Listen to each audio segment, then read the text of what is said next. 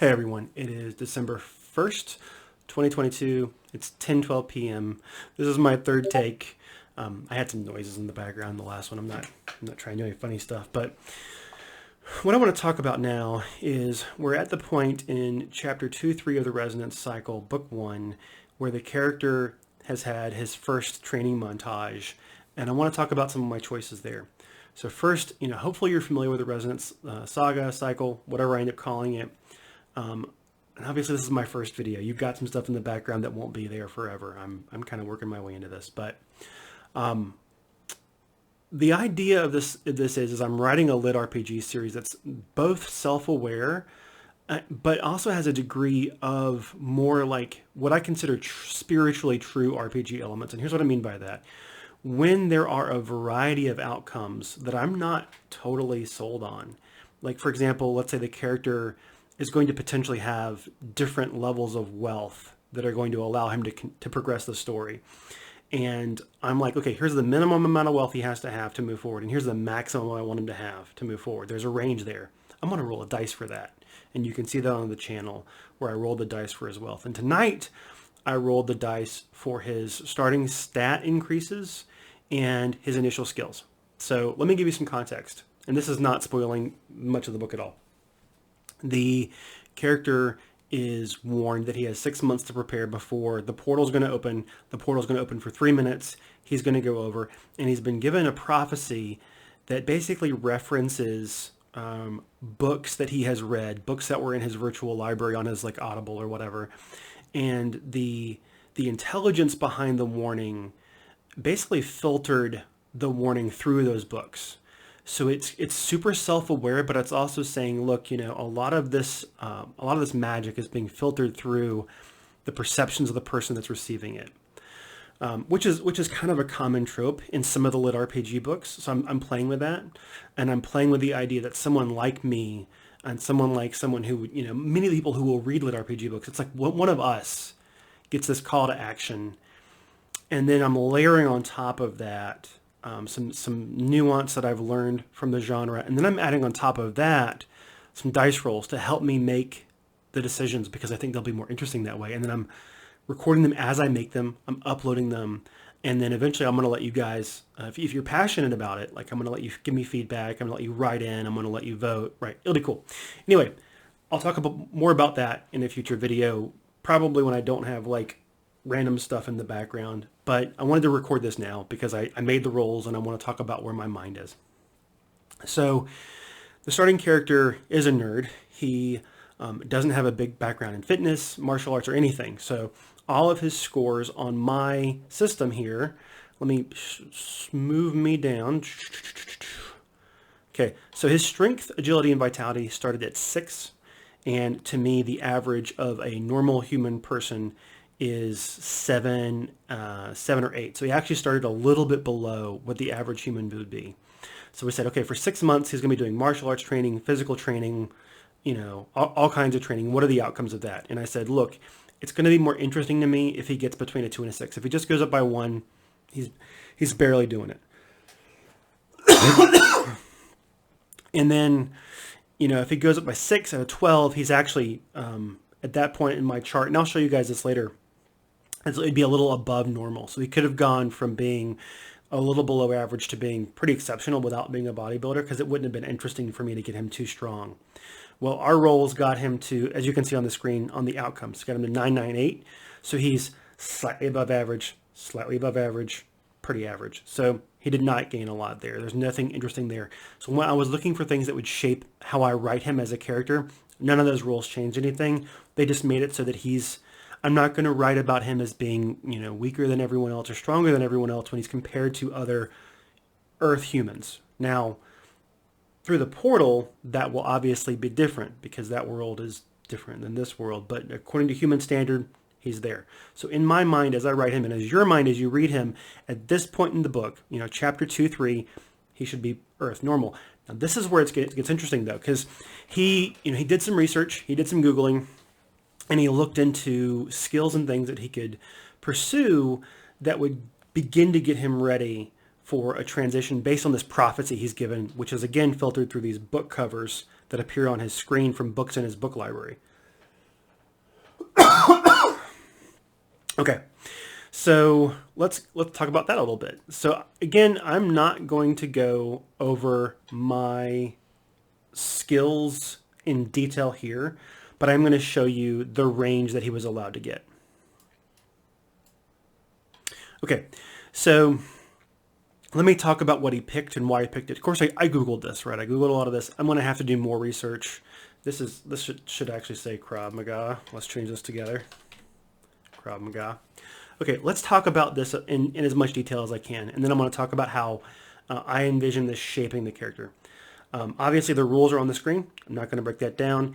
And the idea is that he's untrained. He's at the very, very base level. He hasn't done any of this stuff. He's barely familiar with it. He's using Google. He's using research. He's talking to people to figure out what he's going to take. So in my mind, if he was really good at MMA, he'd be good at the grappling portion because that's how I would emphasize it in the writing. He'd be getting in and grabbing someone and then twisting and breaking, right? He's only adept at that. He rolled pretty close to the minimum that I would allow for that. He rolled like a 3. So he could do it. He could survive going against someone who's a novice, but he's not, he's not great, right? So I'm not going to write him as being exceptional at the grappling component.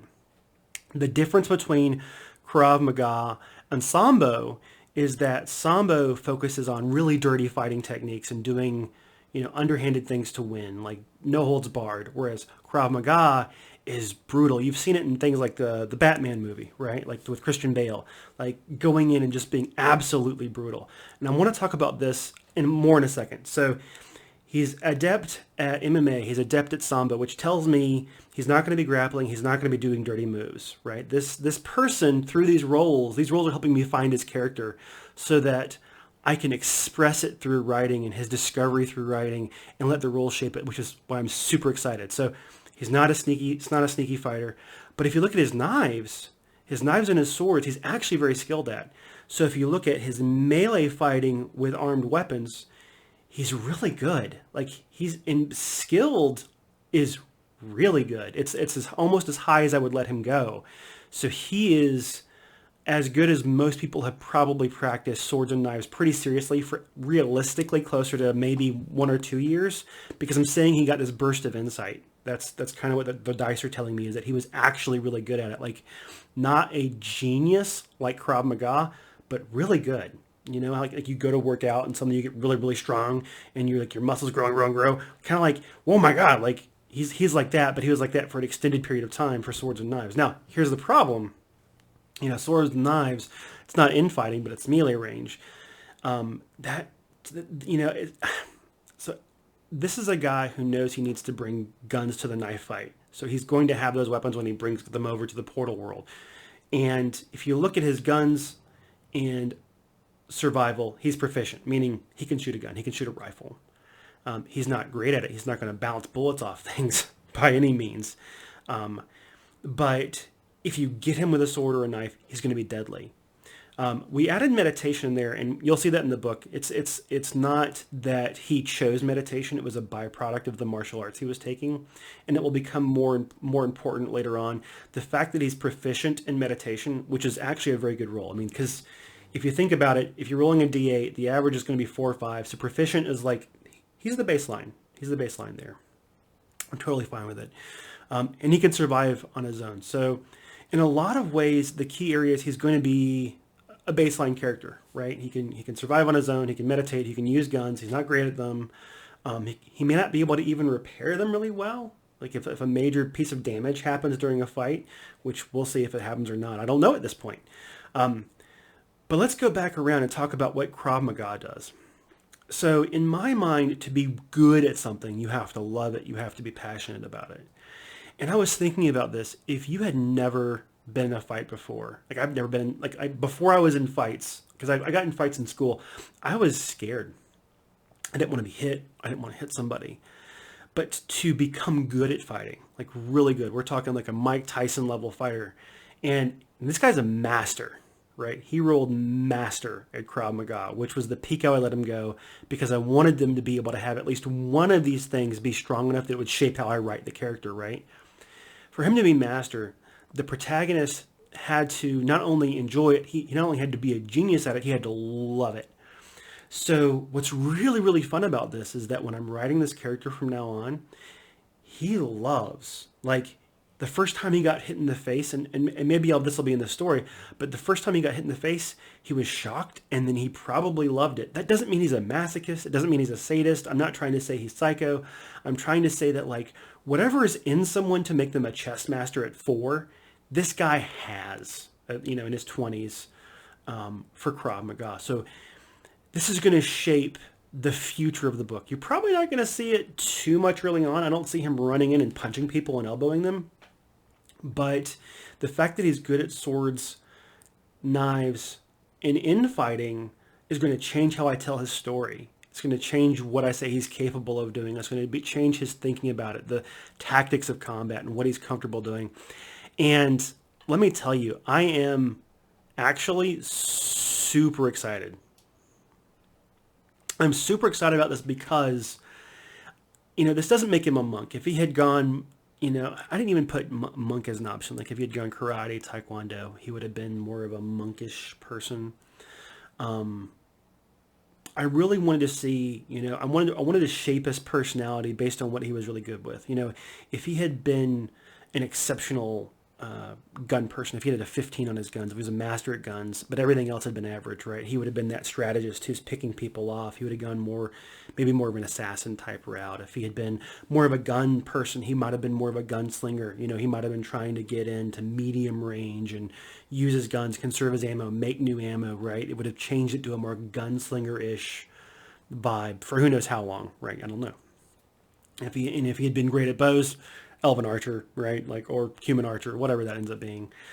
But Krav Maga, this is going to be interesting, guys. Anyway, I just wanted to talk it through. I could talk about this stuff for a long time, but I want to get back to writing, and hopefully I'll be making a lot of these videos, and in the future we'll maybe even do some live chats so we can talk about, how I think this is going to shape him and shape the story, because, again, this randomness is all things that I think are interesting, and I'm willing to pour myself into, and the dice are kind of enabling me to do that. So hopefully this will be a unique experience for us as we continue to write the story together, and hopefully you'll enjoy consuming it. All right, cheers.